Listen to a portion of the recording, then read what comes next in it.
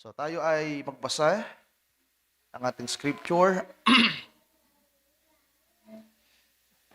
Gusto ko sanang sundan yung mga pangaral ng linggo. Merong isang magandang paksa na inilalagay ng Panginoon sa puso ko na may kinalaman sa tinalakay ng linggo dito at napahapyawan ko din doon sa Kalamba patungkol sa adigmaan. Declare a war. 'Di ba? Merong kinakailangan natin magdeklara ng digmaan. Isang seryosong pakikipaglaban o pakikipagbaka. Sapagkat ang pananampalataya natin at paglilingkod ay isa itong seryosong bagay, mga kapatid. 'Di ba? Ito ay seryosong labanan. Ang digmaan na naganap sa langit ay nandito na sa atin. Kaya nga napakagulo ng sanglibutan. Napakagulo ng mga tao at kahit man sa mga tahanan natin, sa mga lokal na iglesia, mga kalipunan ng mga mananampalataya, ay tila ba nagkakaroon ng mga kaguluhan. So yan ay dahil merong digmaan na nagaganap.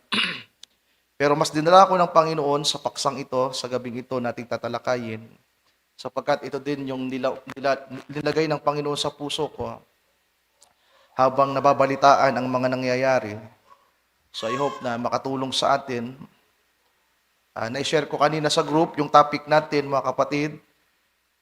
Yung pamagat na na-share ko sa group ay Run for your life. The second coming is at hand. So ang dami kasing pwedeng maging title, pero para maging maikli lang ito at mas maging malawak, so yung title na lang natin sa mga nagno-note ay Run for your life. At pwede nating isang-topic na lang yung The second coming is at hand. At meron din akong isa pang inilagay na subtopic na Flee to Him. Tumakbo tayo sa Panginoon. Sa book of Jeremiah, chapter 48, sa ang buong konteksto natin ay ang Jeremiah chapter 48, ang buong chapter ng 48. At ito ay may kinalaman sa judgment ng Diyos sa Moab. Kaya may title yan, sabi diyan, Judgment on Moab. So meron pong ginawang paghatol ang Panginoon sa bayang ito o sa bansang ito. Sabi sa verse 1 sa KJV, sabi diyan, Against Moab, thus says the Lord of hosts, the God of Israel, who unto Nebo, for it is spoiled. Kiriathaim is compounded and taken. Misgab is confounded and dismayed. Verse 4, para makatipid tayo. Take note nyo na lang po, lahat ng verse ng chapter na yan ay yan ang konteksto natin. Verse 4, Moab is destroyed, her little ones have caused a cry to be heard.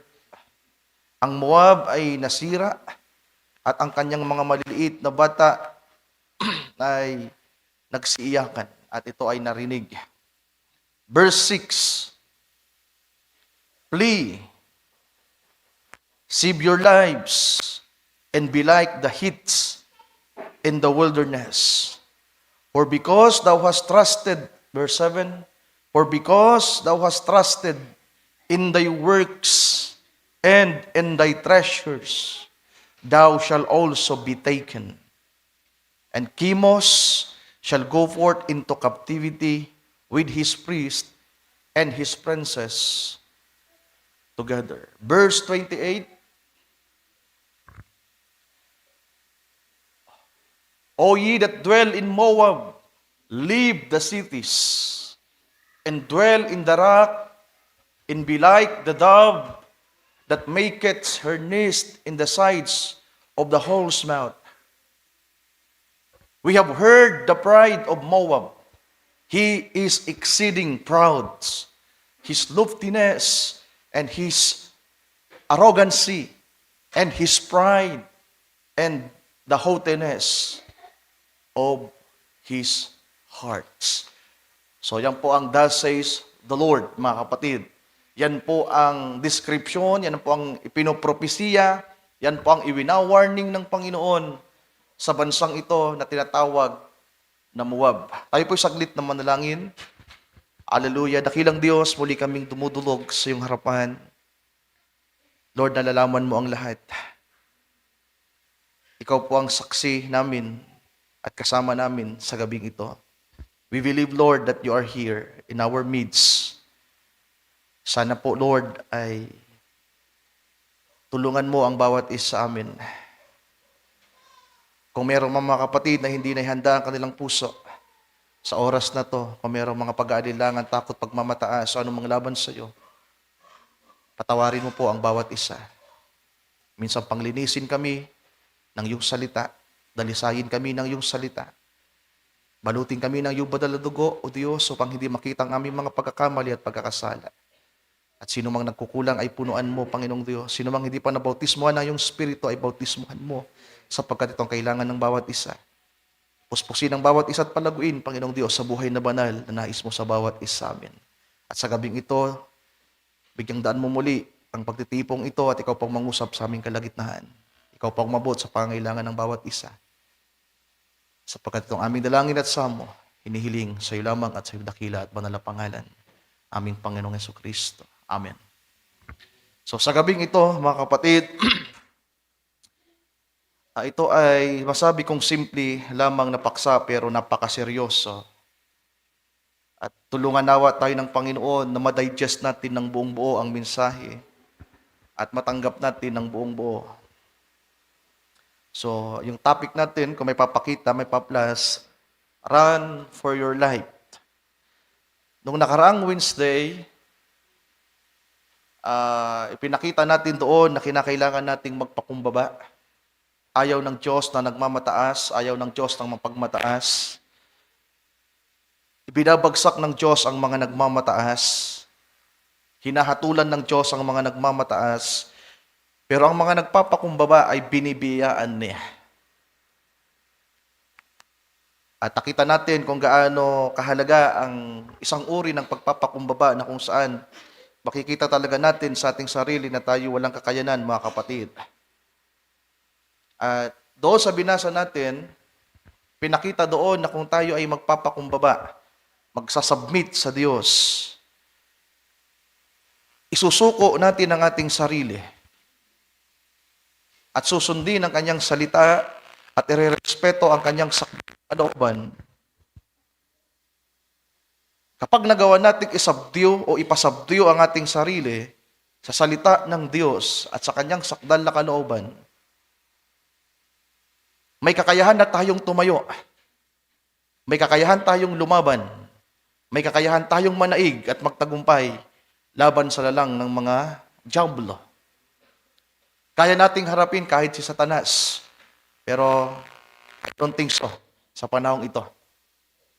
Sapagkat ang yuyurak sa paanan, sa ulunan ni Satanas sa mga huling araw na ito, kung maalala nyo yung topic ko, mga mahal kong kapatid, ay ang nobya ni Kristo. Nakaisa si Kristo. Si Kristo ang ulo, tayo ang katawan, kaya ang paa ay nasa atin. Kaya ang propesiya sa Genesis na ang talampakan ng pangakong binhi ang dudurog sa ulunan ng ahas. At ipinakita natin na ipaparanas ng Panginoon sa nobya ni Kristo sa mga hirang na durugin ang kaaway. Sapagkat siya ang nagnasang durugin tayo sa ibabaw ng lupa. Dinais ni Satanas na sirain ang buhay natin, winasak niya ang buhay ng tao. Karimarimarim, kalunos-lunos ang dinanas ng mga hirang ng Diyos mula kay Adan hanggang sa panahon natin dahil kay Satanas at sa kanyang mga kampon, mga kapatid. Kaya nais ding iparanas ng Diyos sa mga huling araw na ito na tayo mismo, tayo yung makakatikim, tayo yung makakadama ng totoong pagtatagumpay. Na hindi lamang Espiritu ni Kristo ang nagtagumpay na nasa atin, kundi mararanasan nating tayo ang yuyurak. Naalala niyo yung drawing ko, mga kapatid? Naalala niyo yung topic ko na mayroon akong drawing na ipinakita ko doon na si Satanas ando sa lupa at tatapakan natin? Kung naalala niyo pa, may assign ko sa inyo. Kasi nung mga nakaraan, na-review ko yon mga kapatid. At sabi doon, kapag nasubmit natin ang ating sarili sa Diyos, then ang pangalawang bahagi na sinasabi, resist the devil and he will flee from you. Resist the devil. Tumayo ka. Labanan mo ang kaaway. Si Satanas ang kanyang mga kampon at ang kaaway ay tatakbo palayo sa iyo na nanginginig. Pero ngayon, sino kaya ang tumatakbo? Sino kaya ngayon ang nangangailangang tumakbo? Sa palagay ninyo, mga kapatid. Kung titingnan nyo ngayon ang inyong sarili, sino ang mas malakas? Kayo? Ang mga aliporis ni Satanas? O si Lucifer mismo? Tingnan natin kung anong sinasabi ng mensahe sa gabing ito at paano natin naharapin ang kaaway sa mga huling araw na ito. Pero unang bagay pala na dapat nating maranasan ay makita natin na ang kaaway ay hindi basta-basta, mga kapatid. Hindi naglalaro ang kaaway, seryoso siya. Naririnig natin malimit na hindi lamang siya nagdo-double time, kundi nagti-triple time pa. Diba? Para tayo ay hadlangan, tayo ay alisin sa posisyon na ginagampanan natin sa Panginoon. Gagawin niya ang lahat sa iglesia man, sa tahanan man, sa pag-iisa man natin o sa pagsasama-sama natin. Andiyan ang kaaway na presente. Na ang tanging layunin ay mangwasak, ang manira, ang magnakaw, ang pumatay. At kapag nakita natin kung gaano kaseryoso ang labanan na nangyayari, at kung makita natin gaano, tanggalin mo yung the second coming is at hand, Brother Chot, hindi natin bibigyan ng diin yan, yung the second coming is at hand, mas palawakin natin. Run for your life na lang. Kung makikita natin gaano kaseryoso ang labanan, mga kapatid, at kung anong nangyayari sa paligid, at makita talaga natin kung ano ang kalagayan ng sanglibutan, at makita ang kalagayan ng iglesia, makita ang kalagayan ng inyong tahanan, kung bubuksan lamang ng Diyos at aalisin ng Diyos ang mga tanikala, ang mga bagay na humaharang sa mata natin, at makikita natin ng aktual ang nangyayari sa paligid. Kapag nakita nyo ang mga tao sa labas, hindi sila kaibigan. Yeah, friends natin sila in a good way. Pero tingnan nyo ang mga taong naka-makeup, nagiinom, nagsusugal, nagmumura. Anong itsura kaya nila?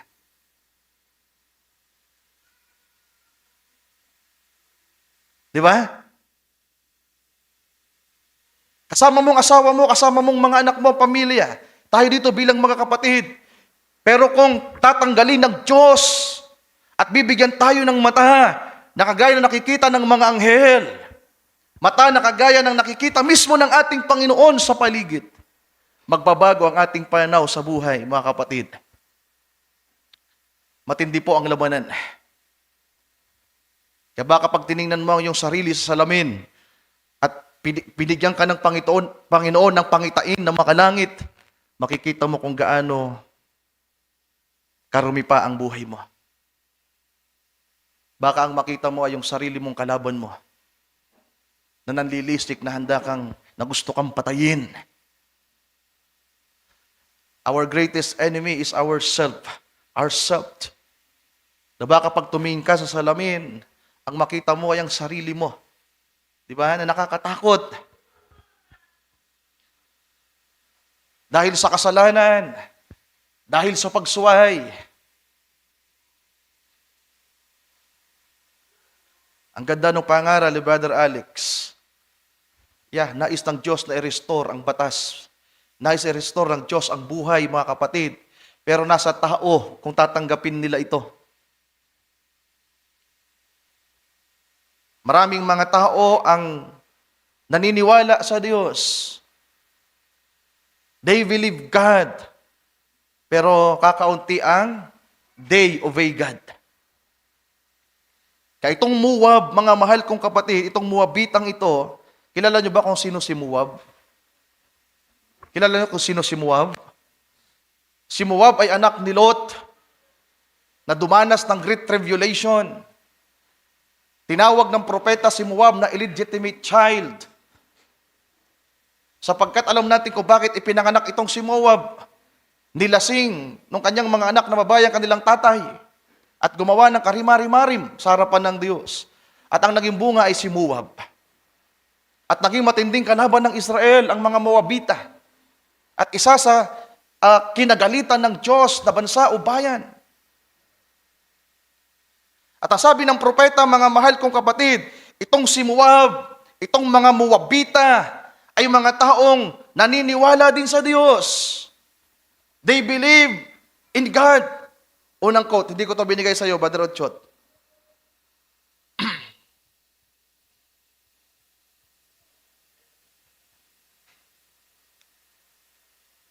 I-search mo na lang, Moabites and believe in Jehovah God. Moabites and believed with the, siguro kahit yan pa lang, lalabas na, Moabites and believed. 1965, April 18, paragraph 74, sabi ng propeta, Moab, here is a type of such.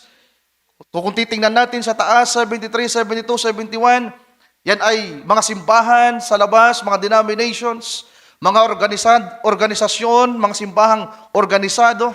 Kasabi ng propeta, Moab, here is a type of such. Because they were organized nations in their own land, like in their denomination, and they had their own religions. And their religion was the same religion that Israel had. So ang relihiyon ng Moabites, ng mga Moabita, ay kagaya ng relihiyon ng Israelites people. Sapagkat galing din naman sila kay Lot, mga kapatid. Kung dadalhin pa natin sa panahon natin, mga Kristiyano din ito, so-called Christian nga lamang. Meron silang relihiyon. They are organized religion, nation. They were Moabites and believed in Jehovah God, but they was an organized group of people. So naniniwala sila sa Diyos, pero organisado. Pag sinabing organisado, mga mahal kong kapatid, may mga taong nagpapatakbo.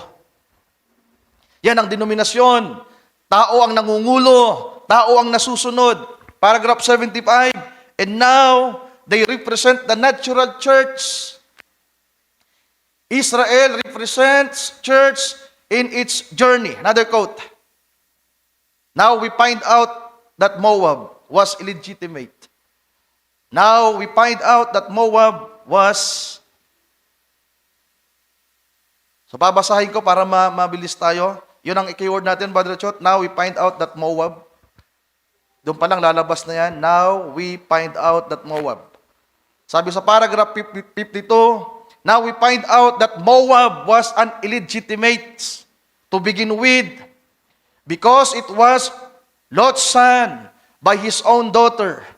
Now notice, as the natural church, Moab represent the natural church. Moab does, and Israel, the spiritual church. 1965 pa rin yan, April 27, Brother Chot. Now we find out that Moab. Now we find out that Moab. Sabi dito, paragraph 53, the church itself, the word church means called out one.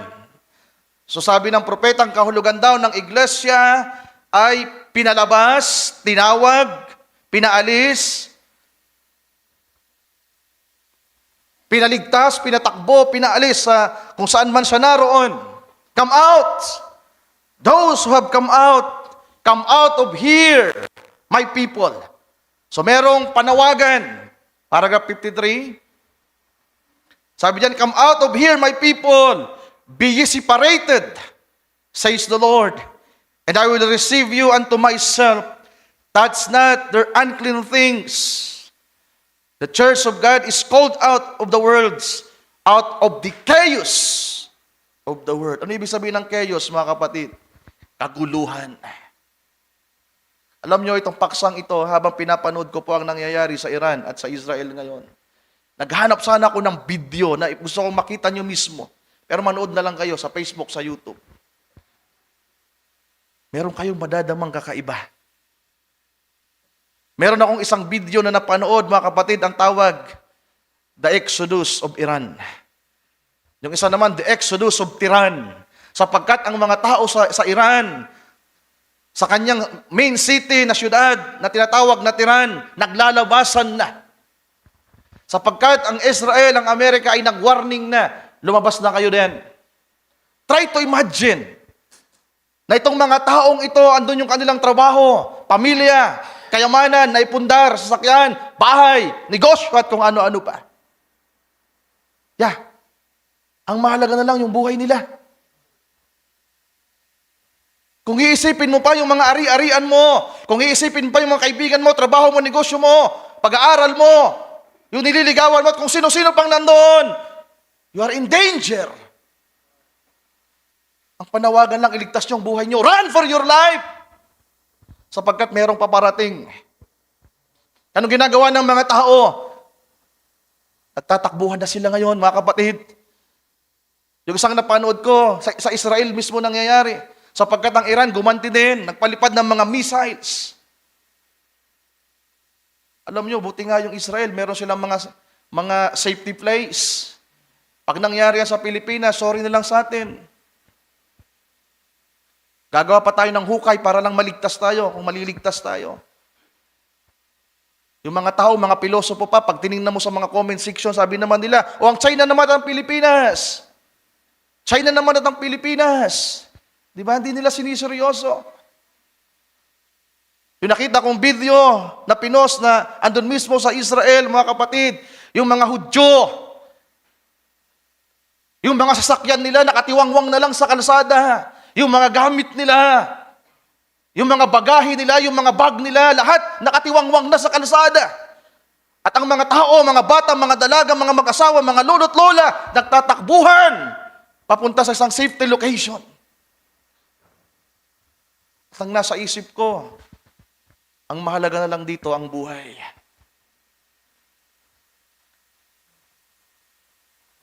Yung sakyan, wala na yon, di mo na pwedeng balikan yon. Well, kung mapalad ka, kung mababalikan mo pa yung bahay mo, yung sakyan mo. Kung meron ka pang babalikang trabaho, kung meron ka pang babalikang negosyo. Merong isang mag-asawa nakatira doon sa apartment, sa condominium na mataas, mga mahal kong kapatid. Yung isa ay 102 years old. Yung isa 100 years old, mag-asawa sila. Masaya pa sila na nagkakainan, dinner. Tapos biglang merong missile na tatama doon sa condominium nila. Doon sa apartment na ilang palapag. Bagsak. At dito ko iniisip, at dito ako na-inspire sa bahagi ito ng paksa natin. Ano bang mas mahalaga sa atin, mga kapatid? Run for your life. Pero habang ako'y nasa pagbubulay, dalawang uri ng tao ang tatakbo para sa buhay nila. Isang taong ililigtas ang buhay nila dahil wala pa sila ng buhay ni Kristo. At isang taong may taglay na ng buhay ni Kristo na gusto niyang maingatan ang buhay ni Kristo na nasa kanya. Hindi lang ito natural na buhay na ililigtas. Kaya ang paksang ito ay mayroong dalawang bahagi. Sapagkat may mga taong pwedeng makaligtas sa gyera, makaligtas sa mga kaguluhan sa mundong ito, pero hindi pa rin ligtas ang kanilang kaluluwa. Kaya ang tanong ko dito, anong buhay ang itatakbo natin? Anong buhay ang ililigtas natin? Anong buhay ang ilalapit natin kay Kristo? Mamaya, maintindihan ninyo kung ano ibig sabihin ko, mga mahal kong kapatid. Maliban na tumakbo tayo sa Panginoon at makita natin kung gaano kahalaga ang buhay na nasa ating Panginoon, mga mahal kong kapatid. At kung dumating ang araw na matiyak natin na tayo bautismado ng Espiritu Santo at mapuspos ng kanyang Espiritu, sapagkat ito ang dalangin ng propeta sa kanyang panahon, na ang mga mananampalataya ay mabautismuhan ng Espiritu at mapuspos ng Espiritu upang magawa nilang tumayo sa harapan ng kaaway. Ano pat, hindi na nila kinakailangang tumakbo sa kung saan-saan. Hindi na nila kailangan pang laging tumakbo sa Panginoon. Diba? Nahihingi ng tulong.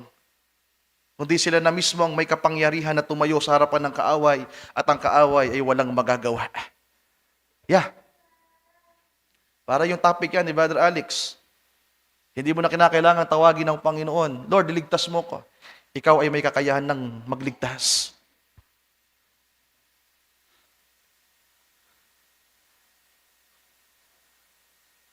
Itinipo ng propeta na ang Israel ay ang espiritual na iglesia at itong mga Moabita na kalaban ng Israel ay itinipo sa mga natural na simbahan, sa mga karnal na simbahan, mga kapatid. Another quote, i-type mo, Brother Uchot, Moab being settled down, one hit lang yan, Moab being settled down, paragraph 21, and now Israel, right in the line of duty, marching on their way to a command, by the commandments of God, to a promised land, they clash with Moab. So ito daw pong mga Hudyo na tumitipo sa espiritual na iglesia, nagmamarcha. Mula sa Ehipto, lumabas sila, mga mahal kong kapatid. They are going to the promised land. Sumusunod sa commandment ng Diyos. Hallelujah! Dala ang kautusan ng Panginoon. Nagmamarcha sila patungo sa pangakong lupain.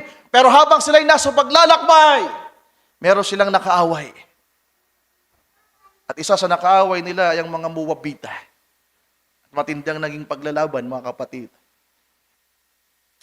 Another group of believers. Sino kaya ito? Mga police virgin? Mga unbeliever talaga? Mga so-called Christians? Alam ng propeta kung gaano kabigat ang kanyang sinasabi. Paragraph 22, sabi na, I hope this doesn't sound too bad. But the little illustration I want to make here is Moab being settled down in a land. He was more like an organized affair. He had celebrities and his dignitaries. So ang iglesia pa lang ito ay sikat. Ang iglesyang ito ay may mga artista. Ibig sabihin, mga denomination ito. Ang iglesyang ito ay merong mga matataas na tao. Ay mga dignitaries. Kaya nga, di ba yung may iwan sa rapture, mga kapatid, sino magpapapatay sa mga police virgin? Sino? The Word Council of Churches, the denominations. Through by the power of the Roman beast, bibigyan niya ng buhay at kapangyarihan ng imahe ng halimaw para puksain at patayin ang mga Kristiyanong hindi nakasama sa pag-agaw. Pero bago yan, may mga nobya ni Kristo na ngayon pa lang ay inihahanda ang kanilang sarili. Hindi sila magsisettle down, di ba? Hindi sila magiging kampante, kundi magpapatuloy sila sa pagsunod, sisikapin nilang masunod, magmarcha na sumusunod sa kalooban ng Diyos. When the saints go marching in, trying to obey the message of the hour. Ulitin ko, maraming naniniwala sa Diyos. Meron akong picture na nakita. They believe God, thousands of people, siksikan. They obey God, lilima lang. They believe God, thousands, millions. They obey God, minority. Eh dito kaya sa kalipunang ito, gaano karami ang naniniwala lang pero hindi sumusunod. mga kapatid. Hinatulan ng Diyos ang Moabita. Ang ganda ng mga talatang binasa natin. Balikan natin, Brother Ochot.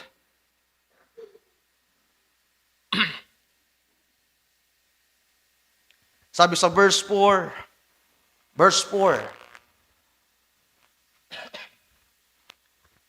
ang Moab ay sira, ang kanyang mga bata ay nagpadinig ng kanilang hibik. Kaya yung may mga baby pa dito, sabi ng Panginoon sa Matthew 24, sa aba ng mga nagpapasuso sa araw na dumating, nasasakupin ng Jerusalem. Well, nangyari na yon noong 70 AD. Pero mangyayari po ulit yon, mga kapatid. Sa aba ng mayroong mga sanggol,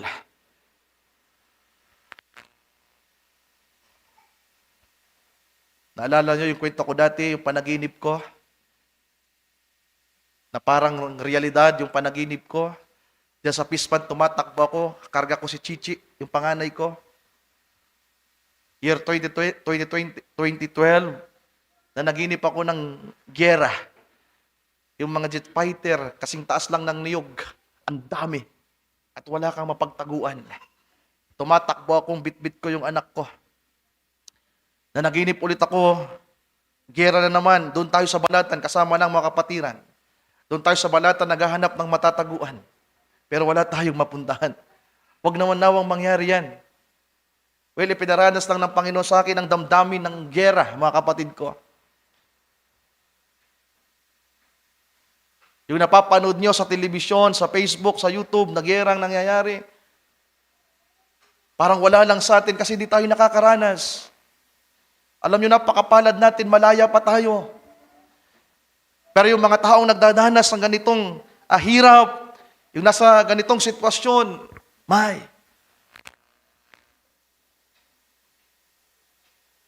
kung mangyayari yan sa atin, ano kaya yung magiging pakiwari natin, mga kapatid ko?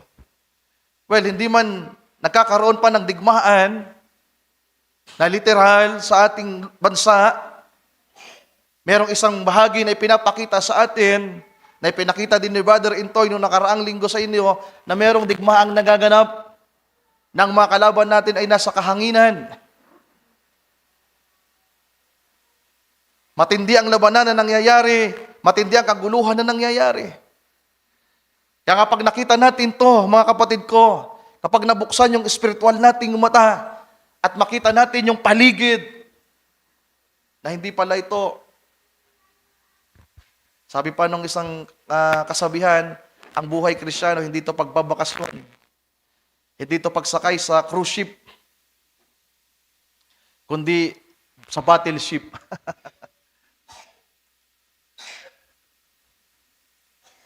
Wala tayo sa bakasyon. Nasa digmaan po tayo. Kaya nga yung kantawin, I take my vacation in heaven. We are now in a battlefield. At marami sa atin, mga kapatid, hindi pa lubos na makita ang bagay na ito. Hindi natin makita kung ano yung seryosong labanan na nangyayari. Another quote, Brother Ochot, ito yung 5 ibinigay ko sa iyo. Isa-isahin natin. Hari, the message is urgent. Ang topic ng propeta, will the church go before the tribulation? Ang iglesia ba ay pupunta bago ang tribulation? So, isang tanong na dinalakay ng propeta. Sabi niya sa bahaging ito, Hari, the message is urgent. Hari, escape, run for your life, get out of it. Come out from this modern Babylon. So pag sinerge niyo ang Moab at Babylon, pinag-uugnayan ng propeta. Bagamat yan ay magkahiwalay na bayan, bansa, pero ang espiritong nasa kanila ay parihas. Mga bayang nagmataas.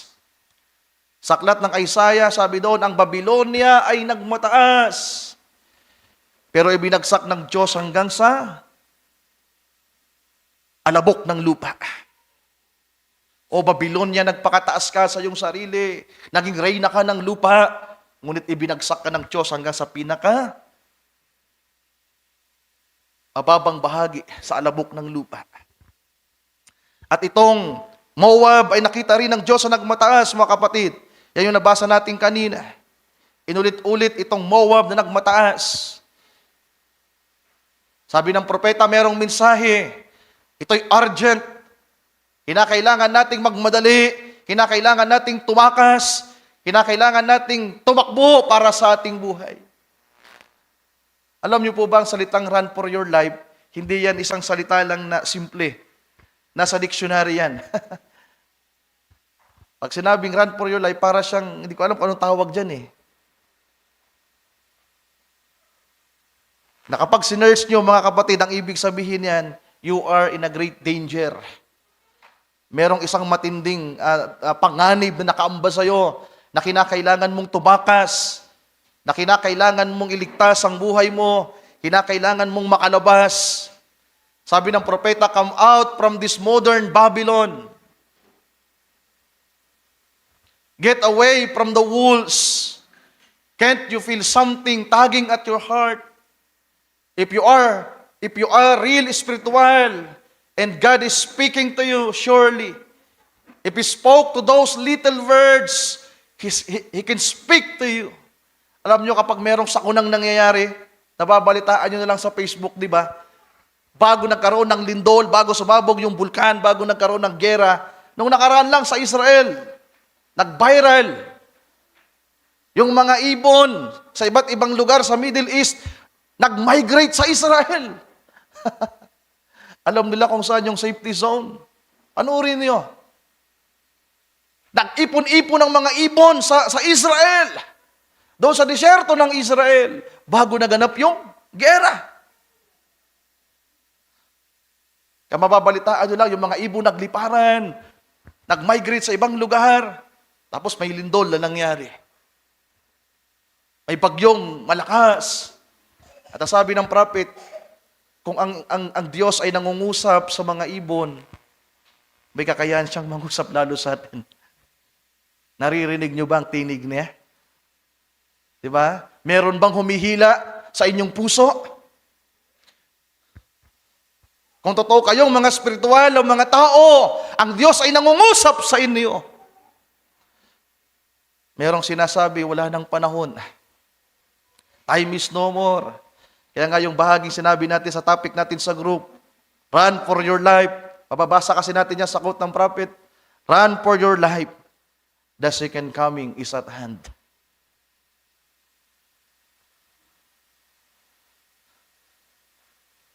Walang kalugian sa taong naghahanda. Walang kalugian sa taong naghahanda.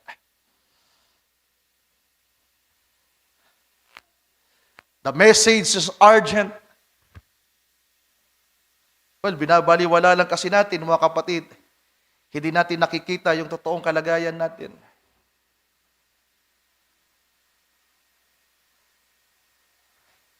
Pero kung titingnan natin ang ating sarili,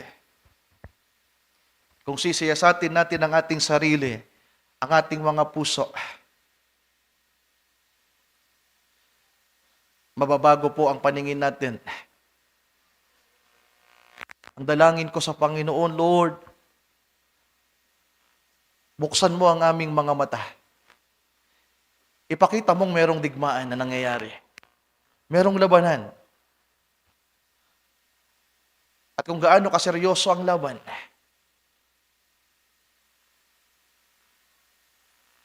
at hayaan na kung paano yung, di ba naalala nyo sa panahon ni Eliseo? Nung buksan yung mata ni Eliseo, may digmaan. Di ba? Pero nakita niya na may mga kampi silang mga okbo ng langit. Well, ang nakikita kasi ni sino ba yun? Si Gehazi. Tama ba? Yung kaniyang alalay, ang nakikita lang niya yung mga kalaban. Merong digmaan na nagaganap. At natatakot itong lalaking ito, kasabi ng lingkod ng Diyos, Lord, buksan mo ang mata ng taong ito. At ang buksan ng mata, nakita niya na merong hukbo ng kalangitan na handang tumulong sa kanila. Well, kinakailangan nating makita, mga mahal kong kapatid, na sa spiritual na kalagayan, merong seryosong labanan na nangyayari. Kaguluhan. Chaos.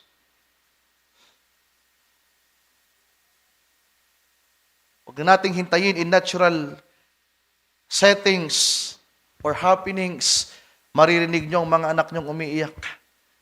Di ba? Ano kaya yung magiging kalagayan ng mga police virgins sa panahon na yan? Yung mga hindi nakapaghanda, yung yung mga taong naitalaga para sa ganung kalagayan. Another quote, Brother Ochot, pangalawa, Pentecostal, run for your life. Kanina nasa denomination tayo. At gusto kong tingnan natin anong uri ng Kristiyano itong mga Pentecostal, mga kapatid. Sabi ng propeta, oh Pentecostal, Pentecostal, run for your life. 1963 ito, there is just a little time left. It's later than you think. Na parang namamaalam ng propeta dito. If I never say another word from this pulpit, remember, run for your life. It's later than you think. Feel the Holy Spirit on me.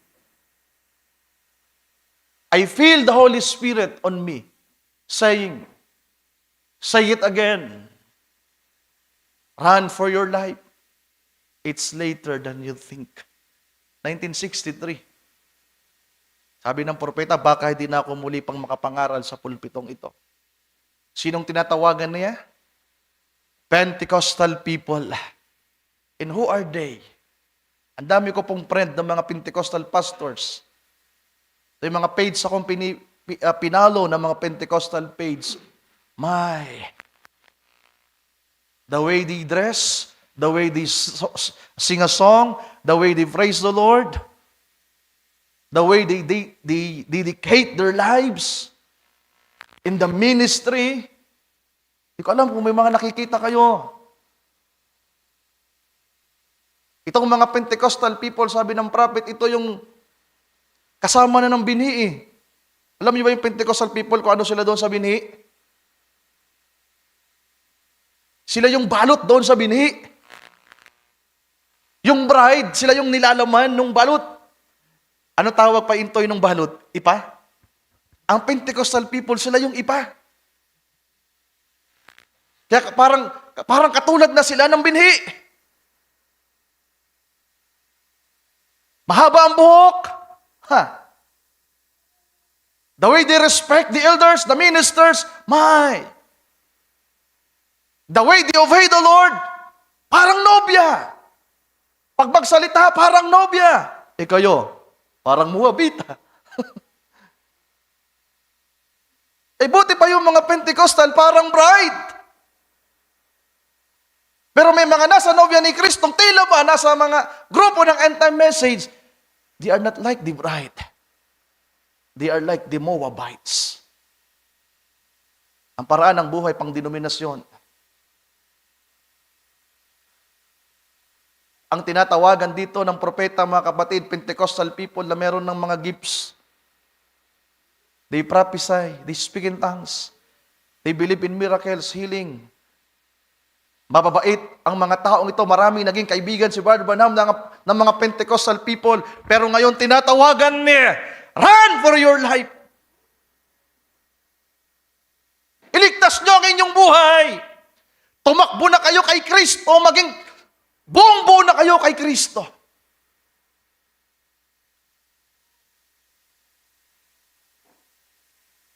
Ituloy natin yung pagbasa. 149. Related to sa topic ko nung Miyerkules. Yung dalangin ko na isa pang pagkakataon, Panginoon. Once more, Lord. Once more. Ito yung dalangin niya sa lugar, sa iglesia, ang kanyang pinapangaralan. Once more, Lord. Once more, fill Life Tabernacle with eternal life. Minsan pa, Panginoon, napuspusin mo ang tabernakulong ito ng iyong walang hanggang buhay. Every member in here, and let the glory of the Lord fall upon this congregation. Lord Jesus, hallelujah, hallelujah. I believe, God, once more, Lord, once more, let man forget who they are. Let man forget his unbeliefs, that we would cry, once more, Lord, once more. Well, hindi talaga natin may dadalangin yan, mga kapatid ko. Hindi nyo mararanasang dumalangin ng ganito. Maliban na mabuksan ng ating mga mata na tayo ay nasa seryosong pakikipagbaka. Na matindi ang kalaban na kinakaharap mo ang iyong sarili. Hindi mo talagang magagawang idulog ang iyong sarili at manikluhod sa Diyos kapag hindi mo nakita ang iyong sarili na kaaway mo. Merong 7, nandyan 7, nabanggit ko to doon sa Kalamba. Doon sa Deuteronomy na binasa ko. Nang papasukin na nila ang promised land. Merong 7 bayan na binanggit ang Diyos, 7 bansa. Sabi ng Panginoon, ang 7 bansang ito ay higit na makapangyarihan sa inyo. Higit na malaki at malakas sa inyo. Kinakailangan nyo silang itaboy. 7 makapangyarihang bansa na nasa promised land. Nasabi ko, ang promised land sa atin, ang promised heart natin. Kaya dito sa puso natin, merong 7 na makapangyarihan dito. Inisa-isa ito ng propeta kung ano yung 7 ito. Ito yung 7 pinaalis kay Maria Magdalena. 7 major evil spirit na nasa tao. Ang una ay pagmamataas. Number 1 is pride, according to the prophet. Number 2 is lust. Alam niyo yung lust? Kaya niyo bang kontrolin ang lust? English na lang natin. Pag tinagalog niyo ang lust, 5 letra yan. Pababawi na lang natin sa kahalayan, sa karumihan, filthiness, lust. Pangatlo, kasinungalingan. 7 yan, mga kapatid. I-search nyo sa message ng propeta. At ito yung pinaalis kay Maria Magdalena na sumisimbolo ng nobya ni Kristo, pinatawad na tinubos. Na kung hindi tayo tutulungan ng Panginoon, kung hindi tayo mapupuspos ng Kanyang Espiritu, ang pangakong puso na para sa atin, hindi natin masasabdiyo. Kinakailangan natin itong mapasa atin at makongker. At kinakailangan tayo ang maging hari ng puso natin na kasama si Kristo. Marami sa atin mapagmataas. Hindi di kasama sa latag ko ngayon na isama lang natin. Kaya hindi ko na prepare yung quotes. Kinakailangan mabuksan ng ating mga mata na hindi ito madadala sa pag-attend lang sa gawain, mga kapatid. Na hindi lang ito madadala sa pag-awit, sa pananalangin. Merong isang sister na nakausap ko, para po bang hindi umi-epektong panalangin ko. Kulang ang panalangin. Prayer is great. Pero nakakalungkot, marami sa atin walang panahon sa pananalangin.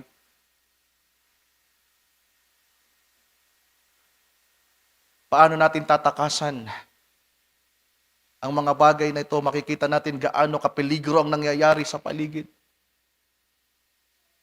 At hindi ka lalapit sa Panginoon at maninikluhod sa Kanya. At sasabihin mo, Lord, tulungan mo ako, puspusin mo ako ng iyong Espiritu. Panginoon, nais kong maging tiyak na ako'y nabautismuhan mo ng iyong Espiritu. At puspusin mo ako, Panginoon, hanggang sa maranasan mo na malakas ka.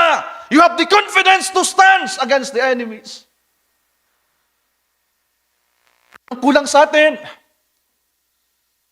wala tayong confidence pa. Wala tayong sapat na lakas para tumayo at tumarap sa kaaway.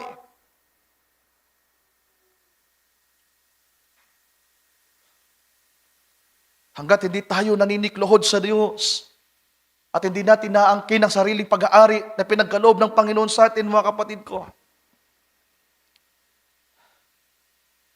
Seryoso po ang kaaway. Well, yan ang realidad sa mundo. We are elected, chosen of God. Predestinado tayong maging nobya. We are from eternity to eternity, pero in reality, kinakailangan maging totoo yung pagkapili sa atin. Kaya ang totoong mga pinili bago pa ito ang sanglibutan, merong pakikipagbakang nagaganap sa buhay nila. Hindi mo pwedeng sabing nobya ka ni Kristo na predestinado na walang nangyayari sa buhay mo ngayon.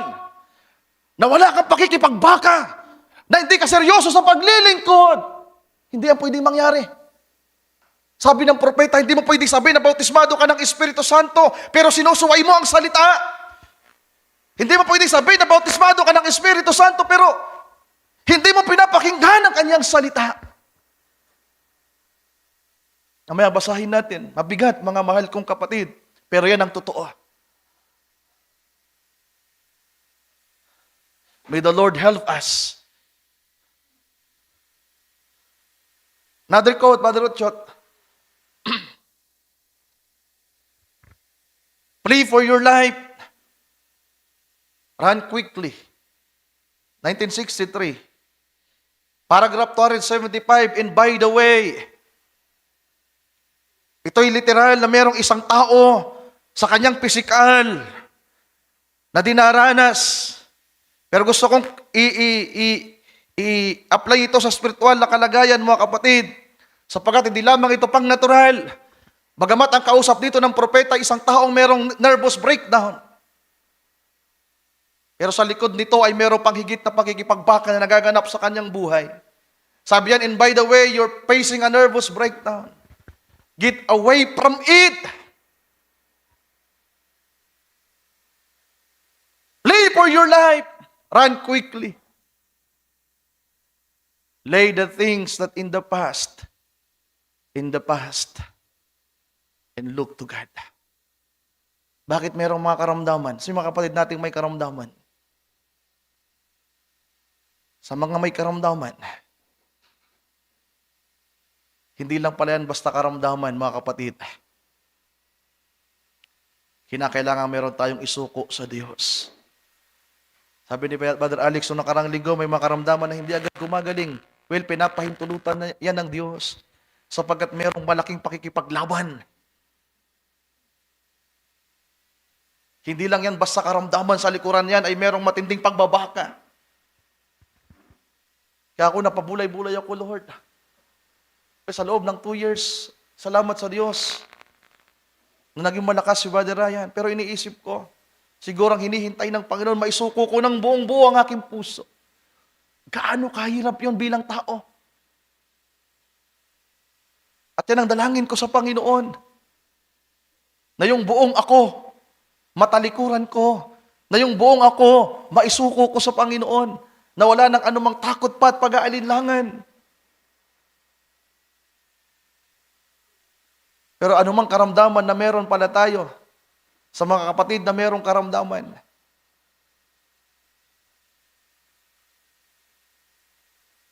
kung hindi natin kayang harapin yan, huwag mong i-cast out. Diba, rebuke tayo ng rebuke in the name of the Lord. Kung hindi pa natin kayang harapin ang kaaway, tumakbo tayo sa Panginoon. Isuko natin ang ating sarili sa Kanya. Kalimutan ng mga nakaraan, iwanan ng mga nakaraan. Mga karanasan sa nakaraan na hindi mabuti, iwanan na, talikuran na, at lumapit sa Diyos.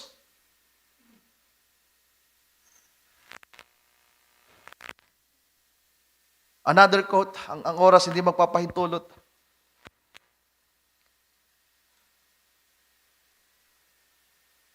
Paragraph 239, Brother Ochot, my brother, sister, I don't know what more to say. Sabi niya, mga kapatid na lalaki at mga babae, hindi ko na alam kung ano pa ang aking mga sasabihin. Pero kung ako ay nakasumpong ng biyaya sa inyong paningin, at sa pamamagitan ng kapangyarihan ng Diyos, kung kayo ay naniniwala sa akin bilang isang propeta, ito ang unang pagkakataon na sasabihin ko sa publiko na meron akong nararamdamang kakaiba, na tila ba merong pagpapaalaala At hindi ako ganito, hindi to nakasanayan ko. Alam niyong hindi. Hindi ako umaakto ng ganito. Ako'y nag-aalangan na magsalita ng mensahe and say those things. I'm not prone to this. I don't act like this. I hesitated to speak that message, and say those things. I ran sideways and everything else to keep from doing it. But it's been said, iniiwasan sana ni Brother Branham na magsalita ng mga ganito, na mag-warning sa mga tao, na magpaalaala sa mga tao ng ganitong paraan ng pangangaral. Ng pagpapaabot ng mensahe bilang tao, ayaw niyang magsalita ng mabigat. Iniiwasan daw niyang makapagsalita. Pero ang nangungusap ay ang Diyos sa kaniyang puso. Sabi niya, but it's been said, and it will stand at the day of the judgment as a witness that I told the truth. Thus says the Lord, God of hosts. Thus says the Lord. Hindi to basta mga kapatid. Mensahe ito sa ating panahon. Thus says the Lord. O Pentecost. Hindi na Pentecostal. O Pentecost.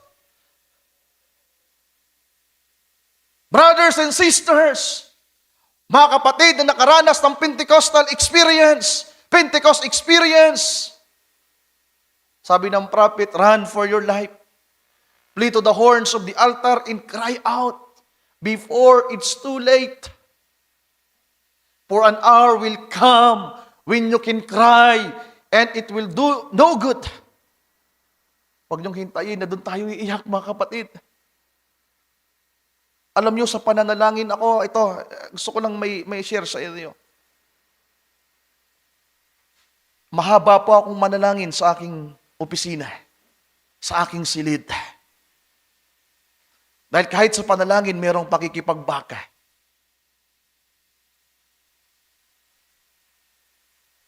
Nakikipag-usap ako sa Panginoon ng aktwal. Totoo sa Kanya, sinasabi ang lahat sa Kanya.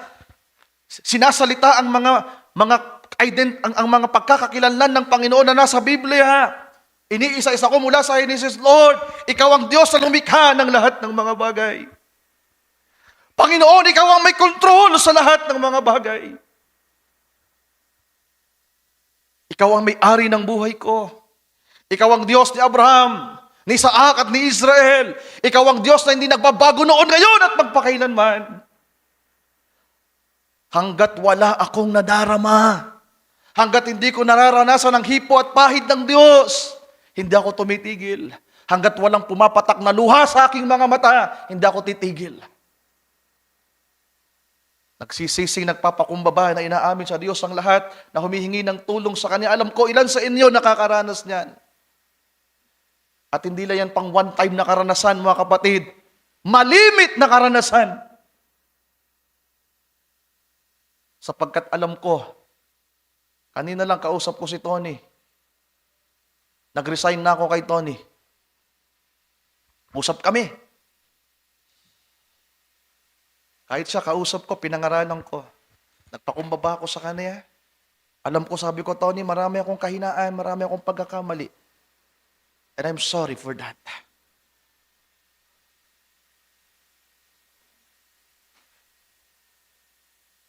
Marami tayong pagkukulang pa. Mga kapatid, sabi ko nga, huwag tayong masanay na yung mga pagkakasala at pagkakamali natin at pagsuay ay magaan para sa atin. Practice makes perfect. Huwag kayong mag-practice na gumawa ng mali. Mapiperfect nyo yan. At isang araw, perfecto na kayong magsinungaling. Perfecto na kayong dayain ang inyong sarili. Never, ever do that. Ang i-practice nyo ngayon, magbasa ng Biblia. Ang i-practice nyo ngayon, magbulay ng kanyang salita. magbasa ng mensahe, manood ng mga balita, watch and pray. Hindi yung mga kung ano-anong pinapanood nyo. Try to observe what is happening. Well, di naman tayo lahat nanonood. Paminsan-minsan, i-practice nyo. Mag-practice kayong manalangin. Tingnan nyo yung mga kapatid nating nasa pulpito. Practice. Ang kulang practice, mga kapatid. Sa lahat ng aspeto ng buhay, practice. May proseso. Kahit sa mga musicians, practice. Sa mga tagapanguna, practice. Pag hindi nyo ginagawa sa inyong tahanan, hindi nyo mapiperfect. Sa mga nangangaral, Brother Wilson, di ba ako nangangaral ako mag-isa? Yung mga pangangaral ko, pagkatapos kong hindi kompleto ang pangangaral ko na hindi ko mismo napakinggan. Kaya nga kulang. Nung nakarang Miyerkules, bumiyahe kami, kulang. Kulang yung, iba yung pakiramdam ko na hindi ko napakinggan yung preaching ko. Kulang pag hindi ko napakinggan yung preaching ng mga kapatid dito. Kasi hindi ko na alam kung ano yung mga tinuturo nila.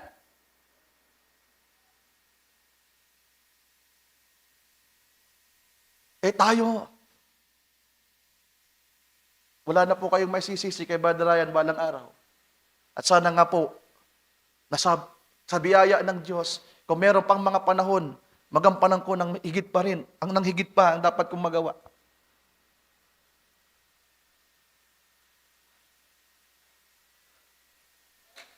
Merong panahon, sabi ng propeta, naiiyak tayo, pero wala na. Gusto mong magsisi, pero wala na. It's too late.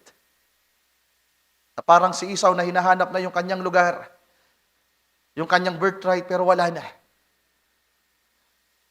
Sabi pa ng propeta, I commit you, O California, O convention of the full gospel businessmen, who I love, who I've left in strength to with all my heart. I commit you to Jesus Christ tonight. Flee to Him. Don't let the devil ever call you off from this. Stay right with it until you are everyone filled with the Holy Ghost in so much that will make you come to this word, that will make you woman straighten up. Ito na magagawa ng tumayo ng isang babaeng tuwid, na may kakayahan ng mag-resist sa kalaban, na may kakayahan ng magtagumpay laban sa kaaway. Ano sabi ni Pablo? Stand, therefore. Manatili kayong nakatayo.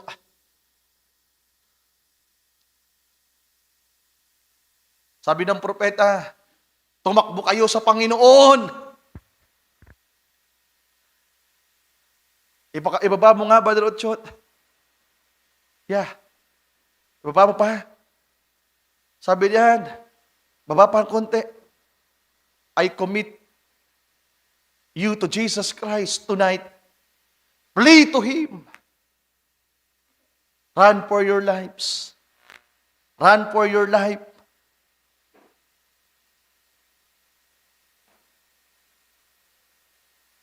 Hindi mga kapatiran ang una mong tatakbuhan. Sarili mo.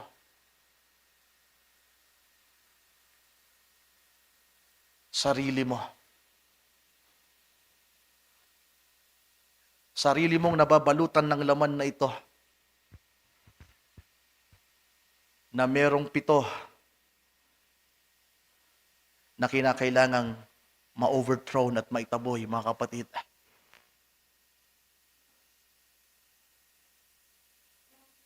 $360 na nabago ang buhay ni Maria Magdalena sapagkat naranasan niya ang deliverance.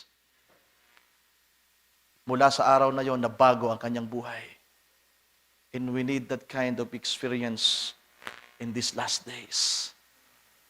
Sino si Maria Magdalena? Isang babaeng marumi, masama, mapanlinlang, mandaraya. Pero dahil nobya ni Kristo, kinahabagan ng Diyos. 7 espiritu na malala ang kinakailangang palabasin sa kanya. Pero salamat, ang babaeng ito, Nakadaupang palad niya si Kristo. Naka-face to face niya ang Panginoon. Nakausap niya ng personal ang Panginoon. Nang siya'y kinakaladkad ng mga tao para hatulan, para patayin. Tumatakbo ang babaeng ito para iligtas ang kanyang sarili. Pero salamat, habang siya'y naroon sa publiko, nahanda ng patayin ng mga Hudyo, ng mga Pariseo, ng mga taong mapagmataas at mga mapagmatuwid, nakasalubong niya si Kristo sa daan. Biglang dumating ang Panginoon sa eksena. At ang babaeng ito ay nagpakumbaba sa harapan ng Panginoon. Well, hindi natin nabasa nung araw na yon na 7 espiritu ang pinaalis sa kanya. Hindi nag-cast out, hindi nag-rebuke ang Panginoon. Ang sabi lang ng Panginoon, babae, pinapatawad ka, humayo ka. Mula sa araw na ito, malinis ka na. At sa mga sumunod na mga sulat, paano ikinikwento ang buhay ni Maria Magdalena? Itong si Maria Magdalena, 7 espiritu ang pinalabas sa kanya. Pagmamataas,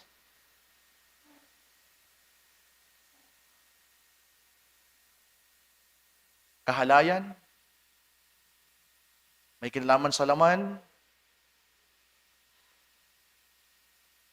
lust of the flesh, lust of the eyes, pagsisinungaling,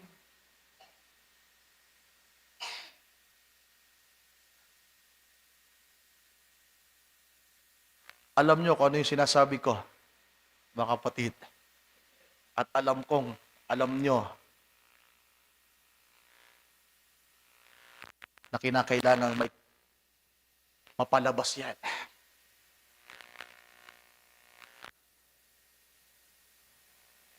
Huwag niyong sabihin na wala na kayong pride of life. Huwag niyong sabihin na wala na kayong lust of the flesh. That's our nature in this flesh.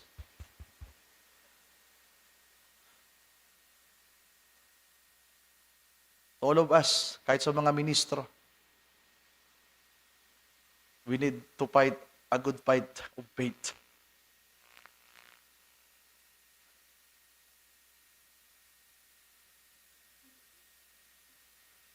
Ano sabi ng prophet? Flee to him. Don't let the devil ever call you off from this. Huwag niyong papayagan ng kaaway na palamigin kayo, na ihiwalay kayo sa Panginoon, sa Kanyang salita. Stay right with it until you are, every one of you, filled with the Holy Ghost. Tatakbo tayo sa Panginoon. At kinakailangan nating manatili sa Kanya, mga kapatid. Hanggang kailan? Hanggang sa tayong lahat ay mapuspos ng Espiritu Santo. Hindi ko alam kung ipinapanalangin nyo yan. Hindi ko alam kung gaano yan kahalaga sa inyo.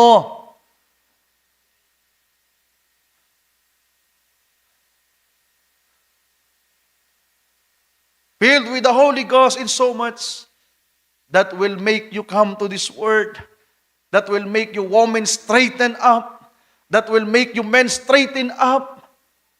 If you say you've got the Holy Ghost and won't cope with the word, it's another spirit in you. Kung sinasabi nating taglay natin ng Espiritu ng Diyos, pero hindi tayo nakikipag-isa, nagpapasako, at nananatili sa salita ng Diyos, merong espiritong nanlilinlang sa atin. Ibang espiritu daw po ang nasa atin.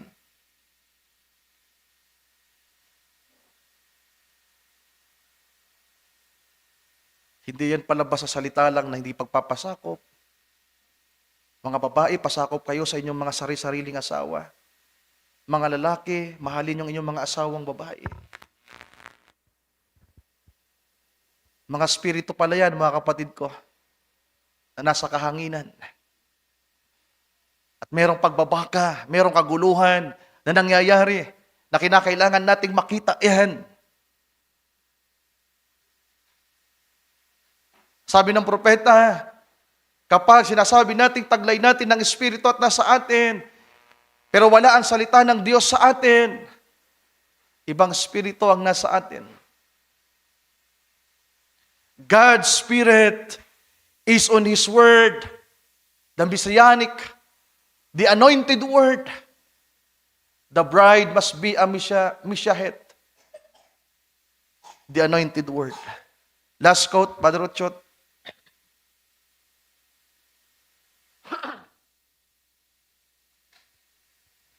Ito yung isinare ko sa inyo kanina, mga kapatid. Paragraph 331, sabi ng propeta, you can think you're doing God a service. Pwede niyong isipin na naglilingkod kayo o gumagawa kayo sa Diyos. Pwede niyong isipin na gumagawa kayo ng paglilingkod sa Diyos. And if you're going out of God's way of doing it, you're going to keep messing it up. Pwede nating isipin na naglilingkod tayo sa Diyos. Pero kung hindi ito ayon sa kanyang pamamaraan, ginugulo lang natin yung sarili natin. Chaos ang meron. Kaguluhan. At marami sa atin ang nasa kaguluhan, mga kapatid ko. Individually, sa pamilya, sa iglesia. Sabi ng propeta, pwede nating isipin na ginagawa natin ang paglilingkod sa Diyos. Pero kung ayon sa paraan natin, you're going to keep messing it up. Lalo lamang magiging magulo. On and on. Kaya ilang taon na tayo.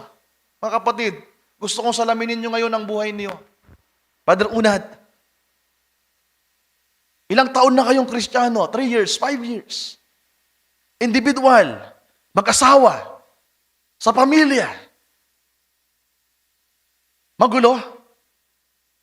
Noong nakaraan lang, meron akong nakausap. May mga mag-asawa na pag nagsigawan, ang buong paligid nakakarinig. Hindi lang isang mag-asawa. 2 mag-asawa.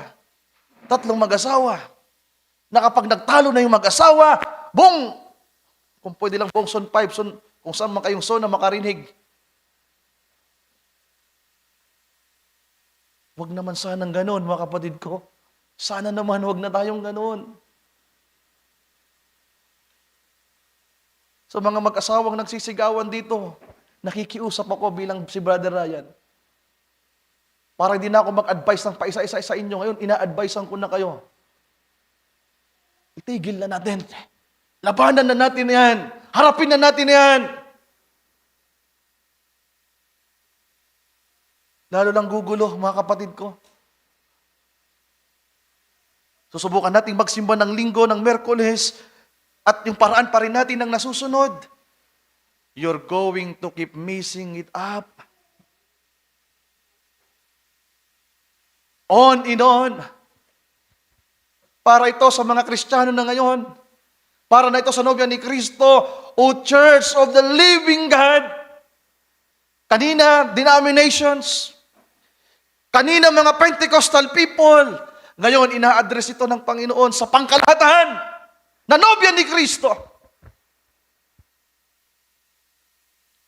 O Church of the Living God, please forgive my Irish way and my sins of humor. Ano yung inihingi ni Brother Branham ng patawad sa mga tao? Yung pagsasalita niya, parang galit siya.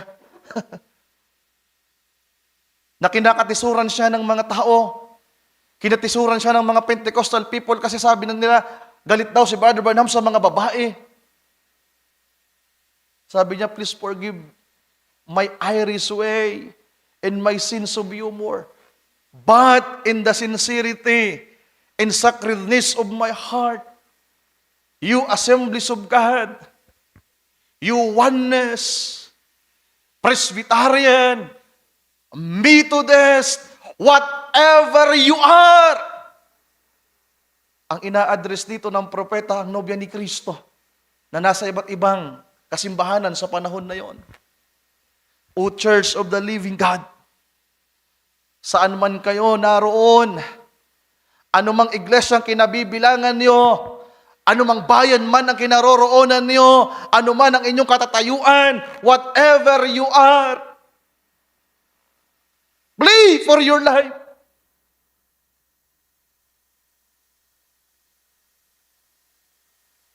Kung mahal niyo ang inyong mga anak, kung mahal niyo ang inyong mga asawa, mga mahal sa buhay, mga kapatiran, manalangin kayo, mga kapatid. Manalangin tayo. I pray for you, pray for me, pray for all of us. Bago ko umakyat sa church, bago tumayo si Brother Rai sa pulpito, tapos ko na po kayong ipinag-pray, mga kapatid. Sana ipinag-pray nyo rin po ang gawain.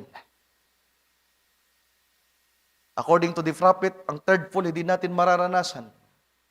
Ang totoong revival hindi natin mararanasan kung hindi tayo lahat dito mararanasang umiyak, makakaranas na umiyak sa Diyos. Nagpapakumbaba sa Kanyang harapan. Itigil na natin yung pagsisimba natin na parang normal lang yung mga pagkakamali na ginagawa natin. Na yung mga mag-asawa nag-aaway sa kanilang mga tahanan. Na yung mga anak kung makasagot sa kanilang mga nanay at tatay, ganun-ganun na lamang. Na kung magpapaliban sa gawain ay ganun-ganun na lang kadali na piliin na huwag dumalo sa gawain.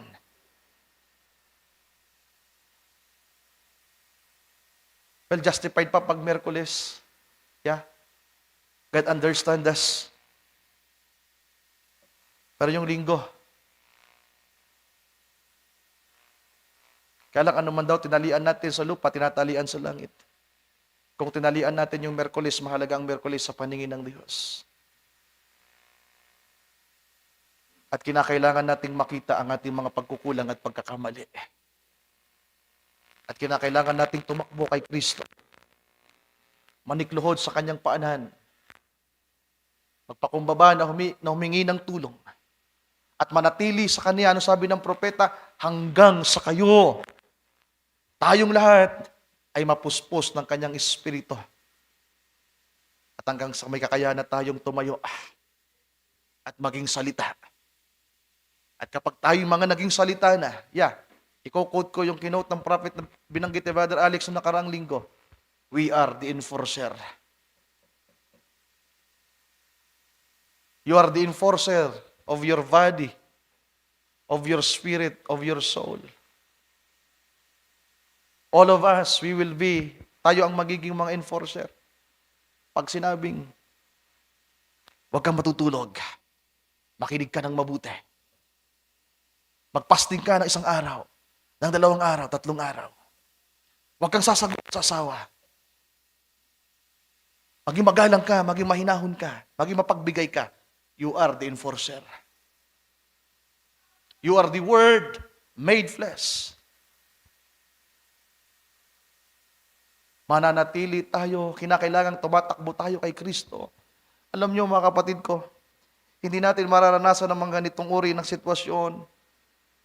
Kagaya ng binanggit ko noong nakarang Miyerkules, humiliated, spiritual condition like depression, ipangaral ng propeta like desperation or desperado. Kapag sabi ng propeta, may topic siya mismo, pamagat niya, desperation. Tagalog, pagiging desperado. Sabi ng propeta, ano bang ginagawa ng isang taong desperado? Wala nang maisip yan na matino. Di ba, desperado na yung gagawin na niya lahat.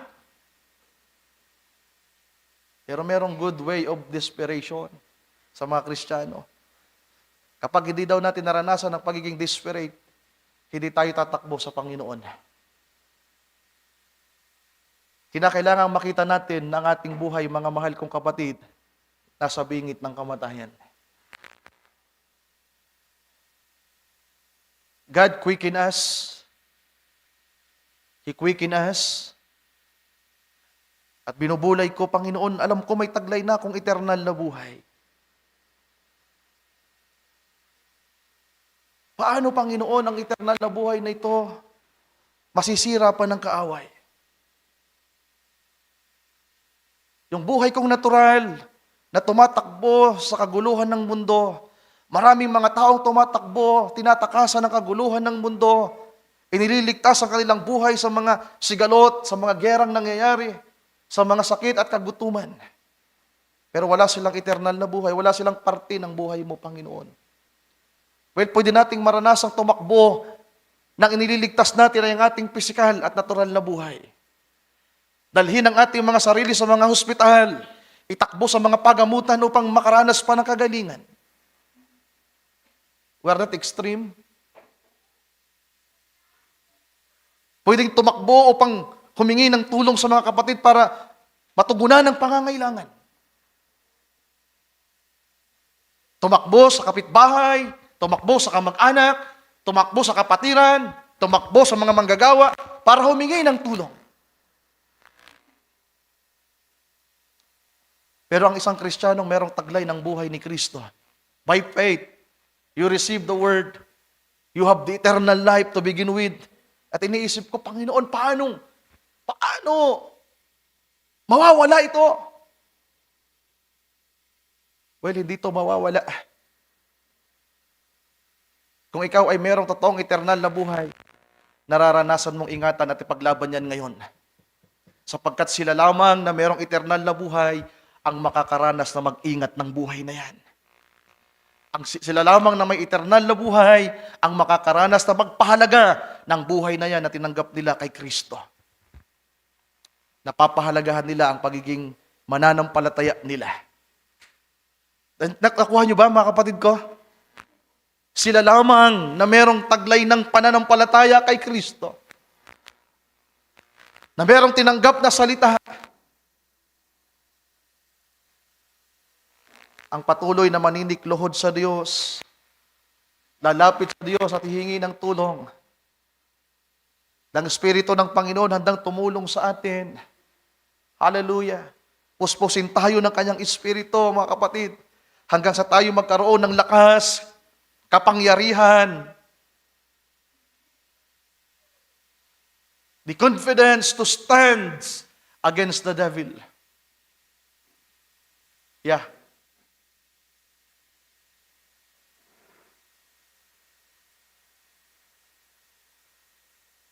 Tuloy natin yung pagbasa. Sabi ng propeta, whatever you are, flee for your life. Remember, get out from there. Then bigla niyang idinugsong ang isang kanta. Biglang kinote ng prophet ang bahagi ng kantang kinakanta natin. Na itong nangyayari sa panahon natin. Nations are breaking. Israel awakening. Getting ready for the remnant. For that remnant. The signs that the prophets foretold, the denominational days are numbered, with harrows encumbered. Return, O dispersed, to your own. The day of redemption is near. Means hearts are failing for fear. Be filled with His Spirit.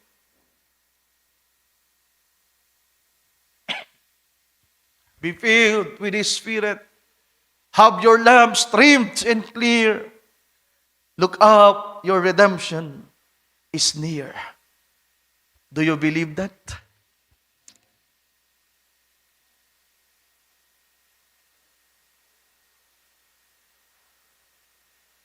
Subukan niyong panoorin ang nangyayari sa Israel at Iran ngayon. And may the Lord give you a feeling, godly imagination, para magkaroon kayo ng pagpapahalaga sa buhay ninyo. More than the natural life. Gaano kahalaga ang gawain? Gaano kahalaga ang pagtitipon? Gaano kahalaga ang mga simbahan, ang mga fellowship? Ang mga taong ito walang matakbuhan. Ang mga taong ito ay natatakot. Sabi pa ng propeta, we are at the end time. We are here. Sabi pa ng isang mangaral na napakinggan ko, wala na tayo sa last days. We are not in the last days, sabi niya. We are not in the last days. Sapagkat ang last days matagal lang nagsimula. Sabi niya, we are in the final lap of the last days. We are in the final moment, seconds of the last days. 1965, the prophet said, we are at the end time. We are here. The handwritings on the wall, yan ay may kinalaman doon kay Daniel. The 70 weeks of Daniel. The second coming is at hand. The bride is being chosen. Yeah. Ang totoong nobya ni Kristo pinili. Pero tinutubigan. Watered by the word and droughts out. Watered and draw out.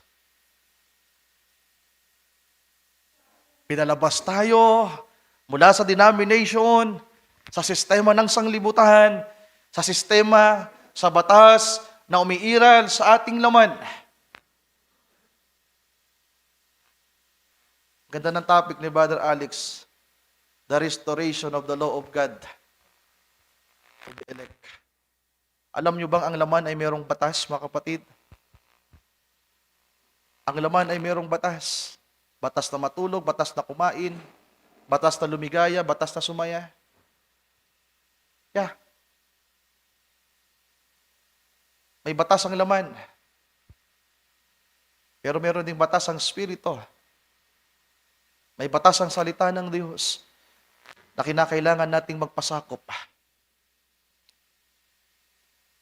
Kung hindi natin makikita kung anong nangyayari sa paligid, kung hindi natin lubos na matatanggap at maiintindihan na tayo ay nabubuhay na sa mga huling araw, at hindi natin makikita yung nangyayari sa paligid, at higit sa lahat, hindi natin makikita yung nangyayari mismo sa ating sarili, may kulang. I will pray for you, mga kapatid. Pray for every one of us. Ipapanalangin ko kayo, ipanalangin nyo rin ang iglesia, ipanalangin natin ang bawat isa. Pero ang panalangin ay hindi sapat. Kinakailangan nating isuko ang ating sarili sa Diyos. Kinakailangan nating tumakbo sa Kanya, pakipag-usap sa Kanya, at isuko ang ating sarili. Sabi ng propeta, kalimutan ang mga nakaraan. Sabi ni Apostol Pablo, ilagay sa likuran ang mga bagay na nasa likuran at nakaraan. Tunguhin natin si Kristo. Sabi ng propeta, look up to God. Run for your life. Flee to Him. Tumakbo ka. At magagawa mo lamang tumakbo sa Panginoon pag nakita mo nasa matindi kang chaos. You are in a great danger. Pag sinabing run for your life, kinakailangan mong umiskapo. You need to escape because you are in a danger. You are in a danger, great danger situation. At kinakailangang makita natin ang ating sarili, the flesh, ang laman, na lagi tayong nanganganib araw-araw. Lagi nasa panganib. Lagi merong pagbabaka.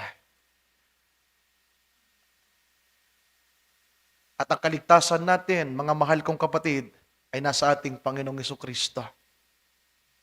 Tumakbo tayo sa Kanya, lumapit sa Kanya, manganlong sa Kanya. Marami tayong dapat harapin, mga kapatid.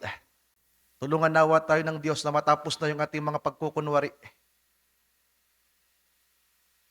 Matapos na nawa yung pagsisimba natin at papabalik-balik sa gawain na yung mga bagay na mali ay normal lang para sa atin. Sa mga mag-asawa, settle it. Alam kong hindi madali sa may mga bisyo.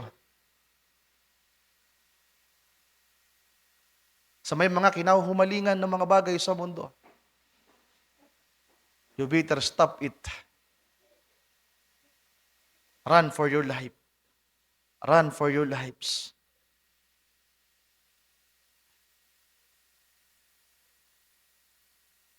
Mga kapatid, nalalapit ang pag-agaw. Ang pagbabalik ng Panginoon para maghari ay napakalapit na.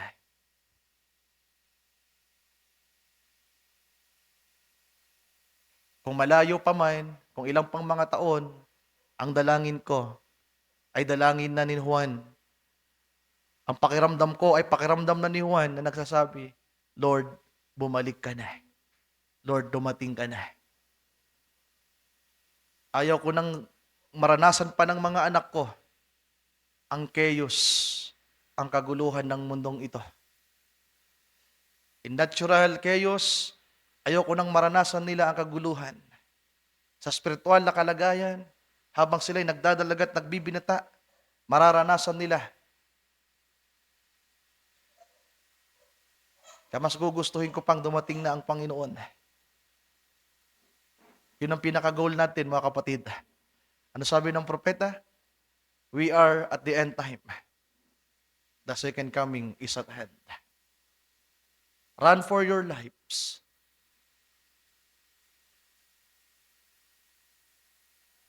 Sana pag-uwi natin sa ating mga tahanan, hindi man natin magawa mamaya, pero merong isang araw, isang panahon, isang pagkakataon na maalaala niyo at ipaalala ng Diyos nawa ang paksang ito, yung mga paksang na naririnig natin, at hatakin nawa kayo ng Panginoon at siya ang magbigay sa inyo ng kagalakan, ng inspirasyon, ng kasyupagan, at dalhin ang inyong sarili sa pagluhod sa Kanya.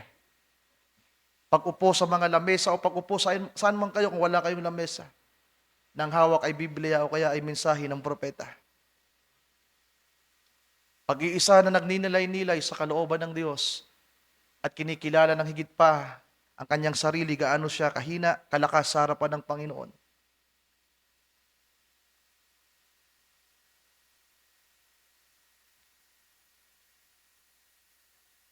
Takasan natin yung sarili natin.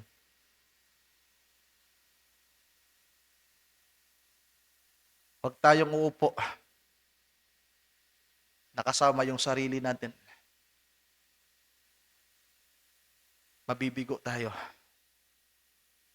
Iwanan mong yung sarili, deny yourself, talikuran mong yung sarili, harapin mo si Kristo, magpakumbaba ka.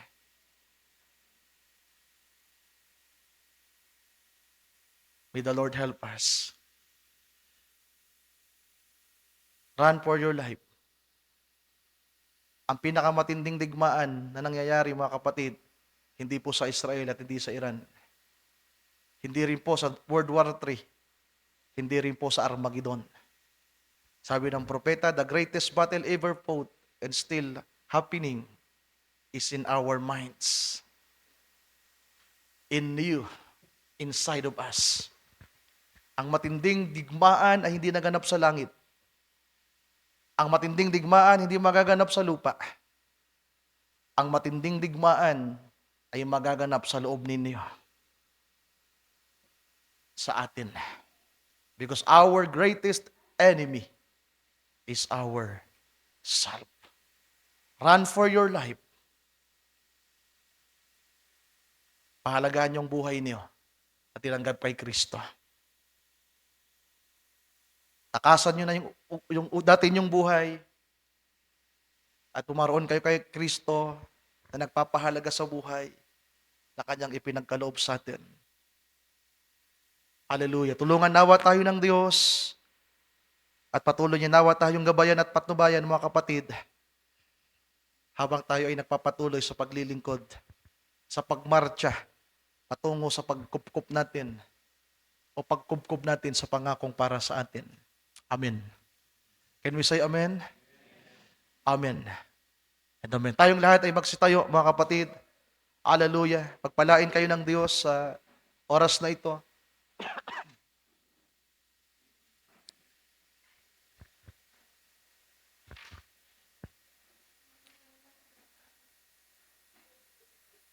Sino ang aware sa nangyayari sa Iran at sa Israel? Taas ang kamay. Sino ang mga nakakapanood ng mga video clip ng nangyayari sa Israel at sa Iran? Yeah. Ano pong nararamdaman ninyo, mga kapatid? Those people, We're running. They are running.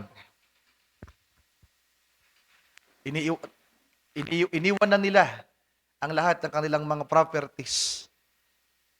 Mapalad sila sa makamundo pang termino, sa mga hindi mananampalataya, maswerte sila kung mababalikan pa nila yung iniwanan nilang sakyan na makikita mo sa kalsadang mga nakatiwangwang na lang.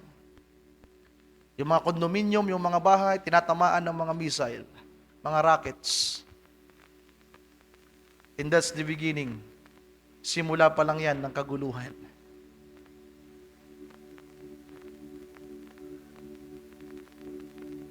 Alam natin na merong World War III na magaganap. That's natural. Merong Armageddon na magaganap. And that's natural. At wag na nating hintayin na makita natin yung sigalot na yan. Bago tayo tumakbo sa Panginoon. At bago tayo magseryoso na magagawa nating iwanan ng lahat.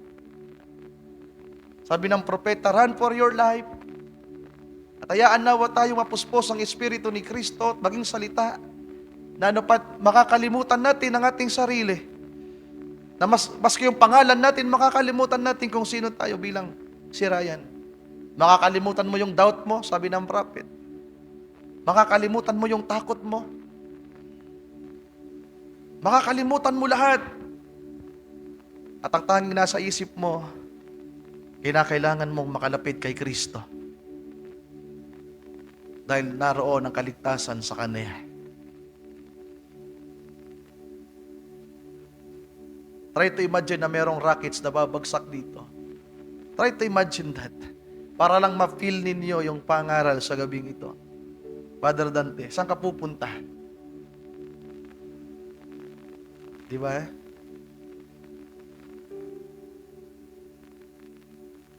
2025 ngayon, next year 2026. Hindi natin alam kung anong pwedeng mangyari. Hindi natin inasahan na yung 2025 ang gera between the Israel and the Iran. At napakarami pong propesiyang pinufulfill ng gerang yan ngayon. Hindi po yan gera lang to the terrorists like Hamas, Hezbollah. No. That's between nation. That's between Israel and Iran. At ngayon lang din po yan ulit nangyari. After nung 6 Days Wars noong 1963. At alam nyo kung ano yung title ng operation ng Israel? The Rising Lion Operation.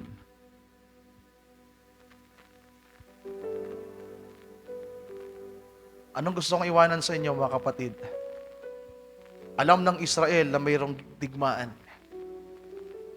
Alam nila, matagal nang alam nila na ang mga kapatid nila sa laman, the Muslim, the Islam, kauri nila, kalaman nila ang magiging matindi nilang kalaban. Conflicts. Alam nilang merong digmaan na magaganap. Alam nilang merong threat. Kaya naghanda sila ng naghanda. They upgrade their arsenals, their nuclears, their jets. They prepared for this day. Until one day, nagdesisyon sila, ito na ang oras para tumayo. The rising lion is on the move in natural. Israel, type the bride of Christ. Lumaban kayo ngayon, mga kapatid. Tumayo kayo. Mga asawang lalaki, pag uwi nyo, magbulay kayo, manalangin kayo, tumayo kayo. Haligi ka ng tahanan na ikaw dapat ang magbibigay ng paninindigan sa iyong anak, sa iyong asawa. Ikaw dapat ang tibay. Dapat ang iyong mga anak matibay sapagkat ikaw ang haligi. Nasa iyo ang pundasyon, nasa iyo ang salita, nasa iyo ang pananampalataya. Nakasalig sa iyo ang iyong asawa. Nakasalig sa iyo ang iyong mga anak. And to you sisters, kayo ang ilaw ng tahanan. Napakapalad nyo kung yung mga anak nyo maliliit pa pero may mga pasaway na mga bata. Nung nakaraan lang, nung pinapanood ko yung preaching ni Brother Alex, nung patapos na nung nagkakantahan kayo, biglang merong batang lumusot dito. At naisumbong sa akin yun na di pala napansin na si JM, galing sa likod. My goodness, kung nahulog yon. Alam mo naman natin makulit yung mga anak ni Sister Tin. Sister Tin, ikaw ang ilaw ng tahanan. At saan manggagaling yung ilaw mo? Sa salita ng Diyos. Mga nanay, ilaw kayo ng tahanan.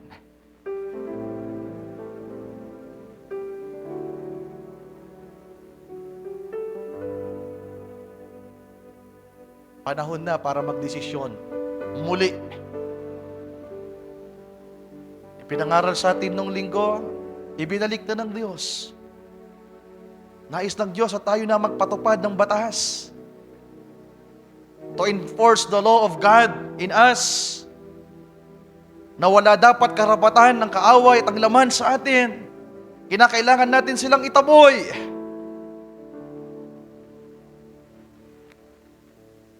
Pero magagawa lamang natin yan kung nagawa nating tumakbo kay Kristo. Run for your lives. At huwag kayong tumakbo kung saan-saan.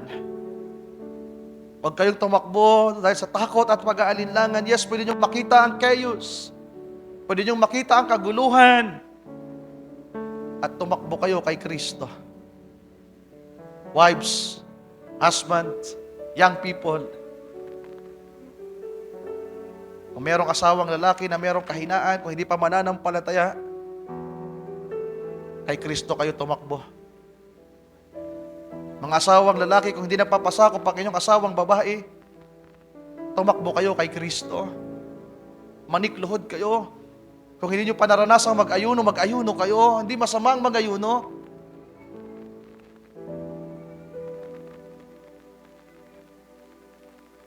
Harapin nyo ang inyong sarili. Sarili nyo ang kalaban nyo. Sarili natin ang kalaban natin. Hindi natin pwedeng ituro kung sino-sino. Hindi dahil sa asawa ko, hindi dahil sa anak ko, no. Ikaw ang kinakailangan mong harapin. And may the Lord help us. At kung magagawa natin isubmit, isuko, sampalatayanan ng buong buo ang ginawa ng Panginoon at ang kanyang salita, we can stand still and we can resist the devil. At hindi na tayo ang tatakbo, mga kapatid. Sabi ng scripture, the devil will flee from you.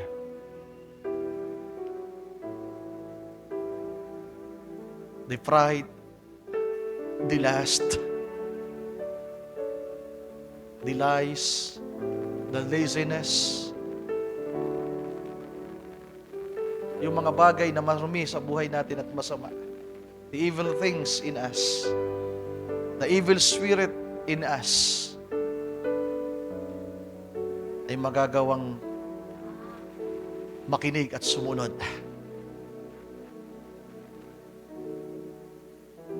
Hallelujah. Ay manalangin. Dakilang Diyos, maraming salamat po sa gabing ito.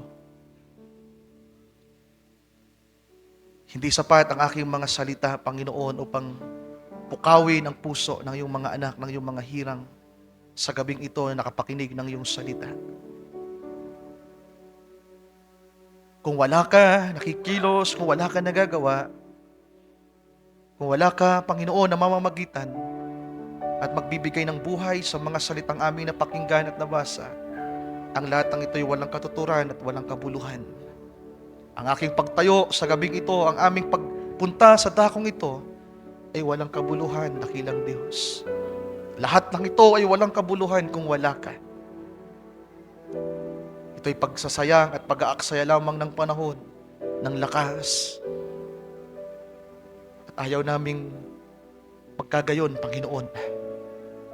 Ayaw namin na mawalan ng kabuluhan ang lahat ng ito. Kaya nawa, O Diyos, by faith, Lord, alam namin, kasama ka namin. Nandito kami dahil andito ka. Nakakapagpatuloy kami dahil nandiyan ka sa amin. Na sa simula pa lamang, Panginoon, ay tinalaga mo na kami at pinili, na ngayon ay patuloy na ipinaparanas mo ang pagpiling ito at pagtatalaga, Panginoong Diyos, kung kaya't nakakapagpatuloy kami sa paglilingkod. Sa kabila ng mga kakulangan at mga pagkakamali, sa kabila ng mga kasamaan na nasa aming puso at kaisipan, Panginoon. Salamat. Hallelujah. Sapagkat andyan ang iyong kapangyarihan, ang iyong salita na humahawak sa bawat isa sa amin. Panginoon, huwag mong lampasan ang munting iglesia sa dakong ito. Nais naming maranasan ng higit pa, O Diyos, ang iyong awa, ang iyong habag, ang iyong biyaya, ang iyong pagmamahal, Panginoong Diyos, sa maliit na kalipunang ito, sa dakong ito. Lord, nagawa ko ang aking maliit na bahagi. At alam kong kulang ito, Panginoon, kung wala ka. Tulungan mo po ang bawat isa sa amin. Tulungan mo po ang bawat tatay, ang bawat nanay, ang bawat mag-asawa na bumubuo ng pamilya, 10 ng kanilang mga anak, kamag-anak, kapitbahay, kakilala, kaibigan, mga kapatiran. Lord, tulungan mo po ang bawat isa sa amin. Hallelujah. Lord, salamat sa iyong salita. Kayo na po ang bahala, Panginoong Diyos. Kayo na po ang bahala. Hallelujah. Ikaw po ang mangusap at patuloy na mangusap sa puso ng aking mga kapatid, ng bawat isa sa amin. Ikaw po ang magbigay ng kaunawaan at kapahayagan sa bawat isa. At tulungan mo kami, Panginoong Diyos. Dalhin mo kami sa damdamin, sa pagnanasa, na higit na lumapit sa iyo, manikluhod sa iyo, magpakumbaba sa iyo, at mapuno ng iyong salita at mapuspos ng iyong Espiritu Santo. Na higit pang lumago, Panginoong Diyos, na magkaroon ng sapat na lakas, kapangyarihan, kumpiyansa na tumayo, Panginoong Diyos. Hallelujah. At maranasan ang iyong mga pangako sa mga huling araw na ito. Sa mga pagkukulang namin, sa mga pagkakamali, mga pagkakasala. Patuloy naming inihingi ng tawad ang lahat ng ito, Panginoong Diyos. Mula sa iyong lingkod, kasama ng aking mga kamanggagawa, mga nasa ministry, mga kapatiran, na presente sa gabing ito at sa kanila na nasa kanilang mga tahanan at nasa iba't ibang mga dako. Hallelujah. Lord, patawarin mo ang bawat isa. Patawarin mo po ang bawat isa at iparanas mo ito sa kanilang puso. Na maramdaman nila ang iyong pagpapatawad, maramdaman nila ang iyong biyaya, O Diyos. Maramdaman nila ang iyong pagmamahal, Panginoon, ang iyong pag-ibig, ang iyong pagtubos at pagliligtas at patuloy na pag-iingat sa kanilang buhay. Iparanas mo po at ipakita sa kanila, Panginoon, ang pagtugon sa kanilang mga pangangailangan, ang mga pagtatagumpay, at sa mga panahon man ng pagkabigo at pagkabagsak, ipakita mo ang iyong kamay na umaalalay at nagbabangon sa kanila. Lord, sa mga puso na tila ba nahihiwalay sa iyo, na merong mga kalikuan, pagmamataas, mga maruming bagay, Lord, minsan mo pang linisin ang puso ng bawat isa amin. Dalisayin ng iyong salita, Panginoong Diyos. Hallelujah. At puspusin ang Espiritu ng bawat isa amin. Maraming salamat po, Lord. Salamat sa gabing ito. Salamat po sa iyong mga salita, Panginoong Diyos. Maraming salamat po. Sa iyo ko po pinagkakatiwala ang mga kapatid ko. Ang gawain sa dakong ito, Panginoong Diyos, ang bawat tahanan, bawat pamilya, sa lahat ng mga kapatiran, Panginoong Diyos, sa iyo ko po ipinagkakatiwala. Ano man po ang mangyari sa unahan, Lubos naming ipinagkakatiwala sa iyo ang lahat. Maraming salamat po. Dalangin namin ang lahat ng ito at samo. Kalakip na ang pagbabalik ng pasasalamat, papuri, pagluwalhati sa iyo. Sa iyong dakila at banal na pangalan ng aming Panginoong Jesucristo. Everybody says Amen. Amen, Amen, and Amen. Ating palakpakan ng Panginoon, mga kapatid.